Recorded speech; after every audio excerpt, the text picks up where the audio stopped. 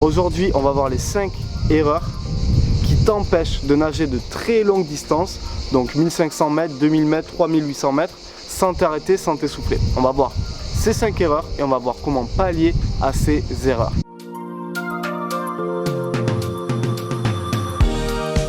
Salut et bienvenue en natation. Mon état d'esprit, c'est vraiment de pouvoir progresser par le jeu, prendre le goût de la discipline, et c'est comme ça que j'ai réussi à amener mes meilleurs nageurs au plus haut niveau, en leur donnant la passion de ce sport, en leur donnant le goût de la discipline, en prenant plaisir à aller nager, en prenant plaisir à enchaîner les longueurs, progresser, de s'améliorer, de glisser et surtout d'avoir des sensations inouïes avant l'entraînement, pendant l'entraînement et après tes entraînements en natation. Ça, c'est mon état d'esprit, c'est le message que je souhaite véhiculer.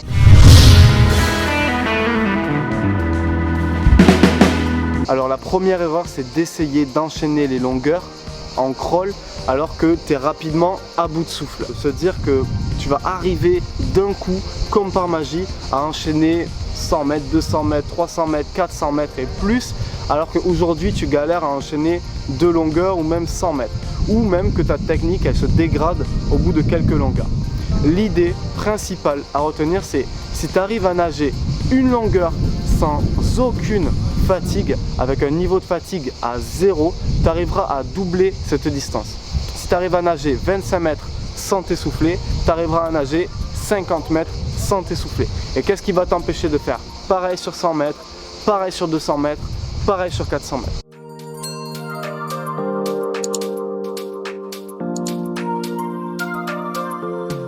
Comme tu vois, la première chose à faire, c'est nager au moins une longueur sans aucun état de fatigue, avec un état de fatigue à 0 à la fin.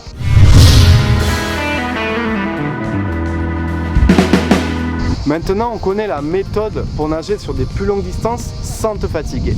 Mais l'erreur à surtout pas faire, c'est de nager uniquement du crawl. Tu veux nager 25 mètres crawl sans fatigue, c'est un peu contre-intuitif, mais il ne va pas falloir nager que du crawl. L'idée, c'est de diversifier tes séances, d'apprendre des nouvelles choses, d'apprendre des nouvelles nages. Et là, on rentre dans ce fameux concept d'aisance aquatique. Il va falloir que tu deviennes un meilleur nageur dans ton ensemble, sur ton niveau et tes capacités motrices. Il faut que tu deviennes plus aquatique. Et c'est la ligne la plus rapide, c'est la ligne la plus directe pour vraiment maîtriser tes premières longueurs avec un état de fatigue à 0.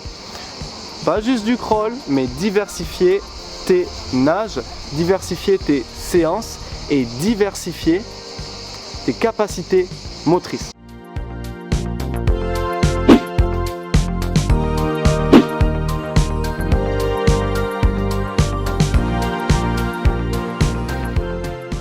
La natation, en fait, c'est un sport complet où tu dois maîtriser une grande palette de compétences pour progresser dans l'eau. Et on regroupe toutes ces compétences et ces capacités motrices en 5 fondamentaux. On les nomme les 5 fondamentaux de la natation. Dedans, il y a la respiration, l'immersion, les entrées dans l'eau, l'équilibre et la propulsion.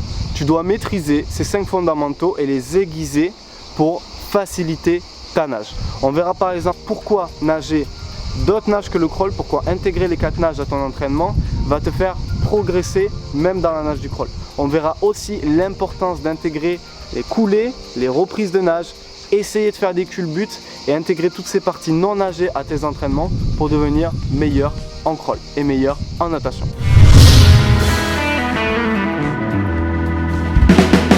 La troisième erreur, c'est de nager le crawl sans prêter attention à ta technique.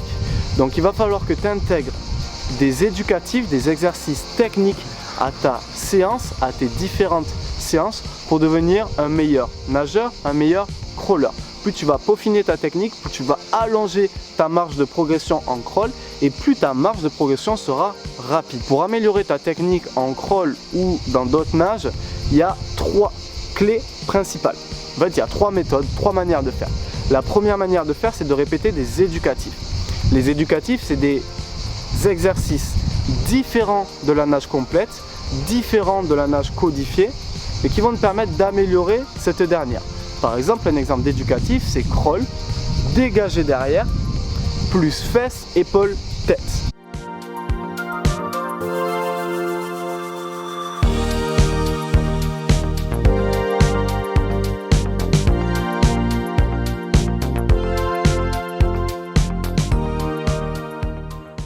La deuxième manière d'améliorer ta technique, c'est d'utiliser du matériel comme par exemple le tuba pour placer ta nage ou pour effectuer plus facilement certains exercices techniques.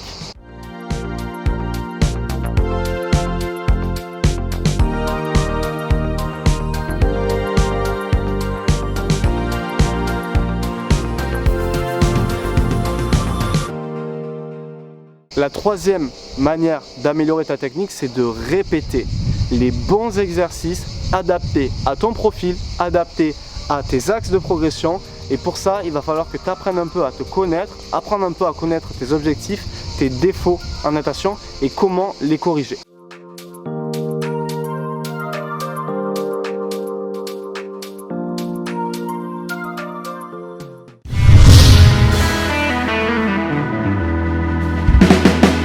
Donc maintenant tu sais que tu dois intégrer des exercices techniques à tes entraînements. La quatrième erreur, c'est de ne pas avoir de retour sur ta nage, c'est-à-dire nager sans te rendre compte de ta technique actuelle. Pour avoir des retours sur ta nage, c'est assez facile.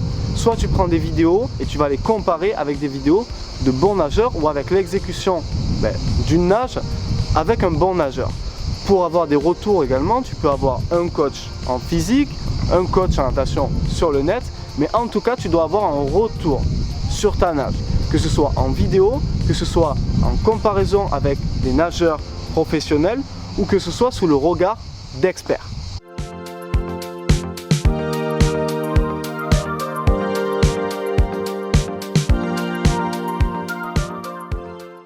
Donc la quatrième erreur, c'est de vraiment pas faire attention à ce que toi tu es capable de faire et à ce que toi tu fais actuellement dans l'eau.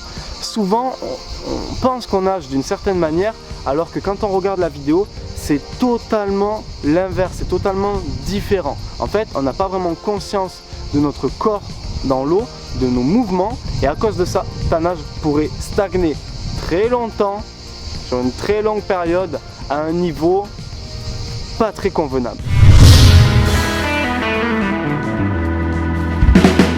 Bon, et pour finir, la cinquième erreur, c'est de croire que tu n'en es pas capable. Tout le monde est capable de nager de très longues distances sans être à bout de souffle. Tout le monde est capable de nager 1500 mètres, 3800 mètres, 5 km sans s'arrêter, sans s'essouffler en crawl. On va continuer de voir ça dans la série des 4 vidéos.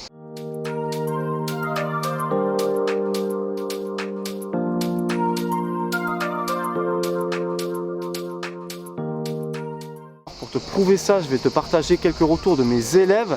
Il y a par exemple un de mes élèves qui a réussi à nager plus de 10 km avec un niveau de base à 0 en seulement 6 mois d'entraînement.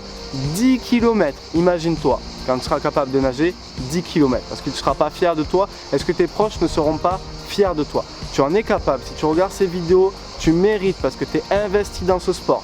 Si tu arrives à travailler ton aisance aquatique correctement, ta technique correctement, et qu'en plus tu as l'engouement, la passion et le goût de la discipline, rien ne pourra t'arrêter. Donc oublie le fait que tu n'en es pas capable et dis-toi plutôt comment est-ce que je vais y arriver.